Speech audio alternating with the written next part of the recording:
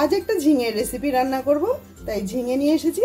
দেখো ঝিঙেটা একটু বড় বড় করে আমি কেটে নিয়েছি, কেটে ভালো করে ধুয়ে নিয়েছি। এই ঝিঙে রেসিপিটা করতে একটু আলুও দিতে হবে, তাই আলুগুলো একটু মাছের আলু যেমন করে দেয় এরকম বড় বড় করে কাট করে নিয়ে আমি ভালো করে ধুয়ে নিয়েছি। একটা কড়াই বসিয়ে দিলাম, কড়াই দিয়ে দেবো সাদা তেল। তেলটা গরম হয়ে গেছে, আলুগুলো দিয়ে দেবো।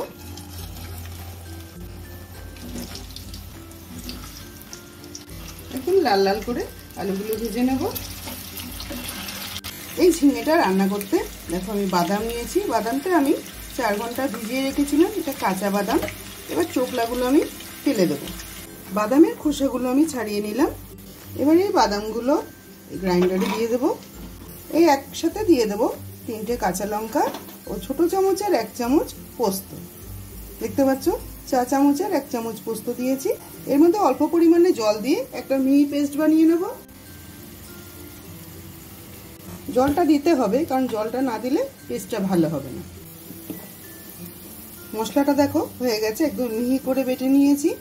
আলুগুলো ভাজার সময় গ্যাসের ফ্লেমটাকে মিডিয়াম করে দিয়ে আলুগুলো ভেজে নিলাম। এবার আমি তুলে নেব। এবার এই তেলের মধ্যে দিয়ে দেবো অল্প করে সাদা জিরে ফোড়ন, একটা তেজপাতা ও একটা ফাটিয়ে নেওয়া শুকনো লঙ্কা। এর মধ্যে অল্প পরিমাণে হিং দিয়ে দেবো। যেহেতু রান্নাটা নিরামিষ রান্নায় হিঙের ফ্লেভারটা খুব ভালো লাগে। মশলাগুলো ভাজা হয়ে গেছে, এবার এর মধ্যে ঝিঙেগুলো দিয়ে দেবো।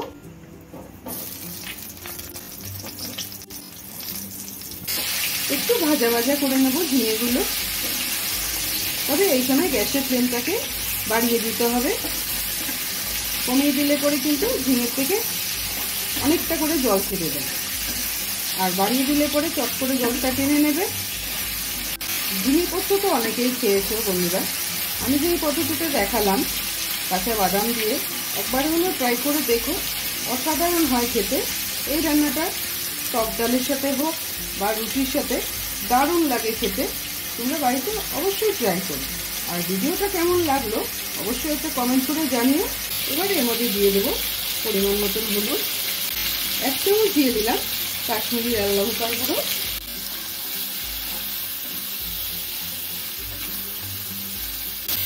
ঝিঙেটা আমি একটু বড় বড় করে কেটেছি এই রান্নাটায়, কারণ ঝিঙে খুবই নরম সবজি, খুব তাড়াতাড়ি সিদ্ধ হয়ে যায়। এবার এর মধ্যে যে মশলাটা করে নিয়েছিলাম সেই মশলাটা দিয়ে দেবো।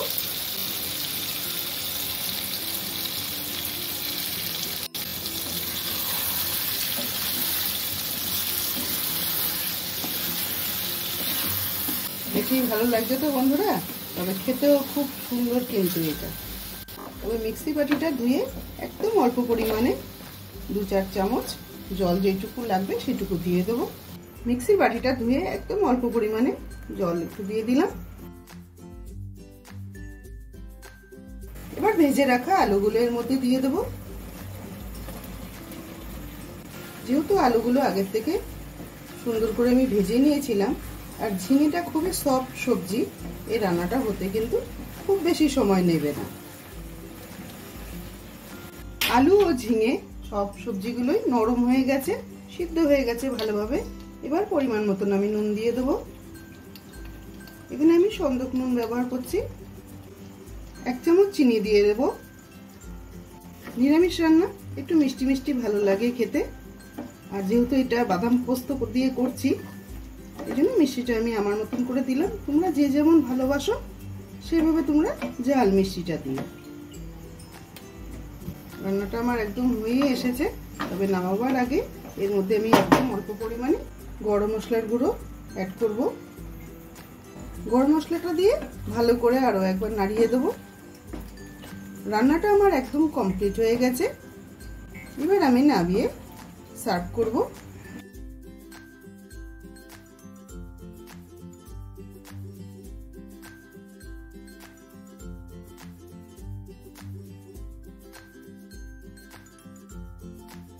খুবই অল্প সময়ে অল্প উপকরণে তৈরি হয়ে যায় ঝিঙে বাহার।